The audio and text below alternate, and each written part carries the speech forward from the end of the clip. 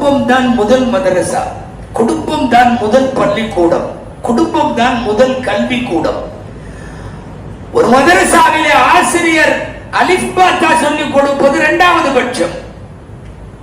முதலில் வீட்டில் இருந்துதான் அடிப்படை ஒழுக்கத்தை, பண்பாட்டை, ஏன் மார்க்கத்தை, அஹ்லாக்குகள் என்கிற அரும் குணத்தை இதையெல்லாம் குழந்தைகள் படித்துக் கொள்வது வீட்டில் தான்.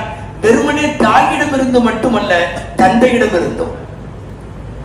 ஒரு தந்தை அங்கே வீட்டில் வளருகிற பிள்ளைகளுக்கு அவர் ரோல் மாடல் ஆகியாக வேண்டும்.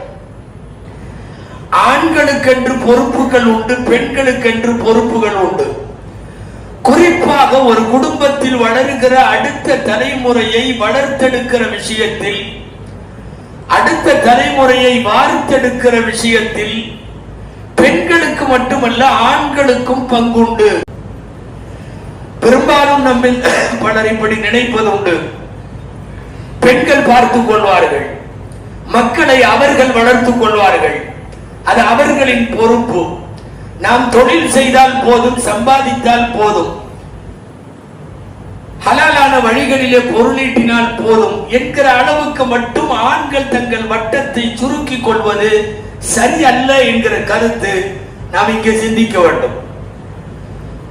ஆண்களைத்தான் குடும்ப தலைவர்கள் என்று சொல்லுகிறார். ஒரு விஷயம் இங்கே கவனிக்கத்தக்கது, திருக்குரானில் மனிதர்கள் என்று பல இடங்களில் வார்த்தைகள் வருகிறது. சில இடங்களில் மாத்திரம்தான் ஆடவர்கள் என்று வருகிறது. ஆண்கள் என்கிற பதப்பிரயோகத்தை அல்லாஹ் பயன்படுத்துகிறார். ஆண்கள் என்கிற சொல் எங்கெல்லாம் குர்ஆனிலே பயன்படுத்தப்படுகிறது என்று பார்த்தால், ஒன்று, ரசூல்மார்களை நாம் ஆண்களிலிருந்து அனுப்பினோம் என்கிறான். பெண்களில் நபிமார்கள் இல்லை, பெண்களில் ரசூல்மார்கள் இல்லை. பள்ளிவாசல்களில் யார் இருப்பார்கள், அங்கு என்ன நடக்கும் என்று பள்ளிவாசல்களை பற்றி பேசுகிற திருக்குர்ஆனுடைய வசனம் இப்படி வருகிறது. ரிஜாலுல்லா துல்ஹீஹிம் திஜாரத்தும் வலா பைஉன் அன் திக்ரில்லாஹ். பள்ளிவாசலில் ஆண்கள் இருப்பார்கள் என்று ஆடவர்களுக்கான சொல்லை சொல்லுகிறார். குர்ஆனில் ஆடவர்கள் என்று இறைவன் கையாளுகிற மூணாவது இடம் என்ன தெரியுமா? அர்-ரிஜாலு கவ்வாமூன அலன் நிசா.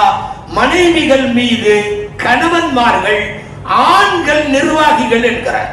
ஒரு குடும்பத்தினுடைய நிர்வாகம் என்பது பெண் அல்ல. வீட்டு அமைப்பு, வீட்டு நிர்வாகம், அதை பெண் பார்த்துக் கொள்வாள் என்பது வேறு. தத்பீருல் மனாசில் என்று சொல்வார்கள், வீட்டு நிர்வாகம். ஆனால் குடும்ப தலைமை யார்? குடும்ப தலைமை ஆடவர்.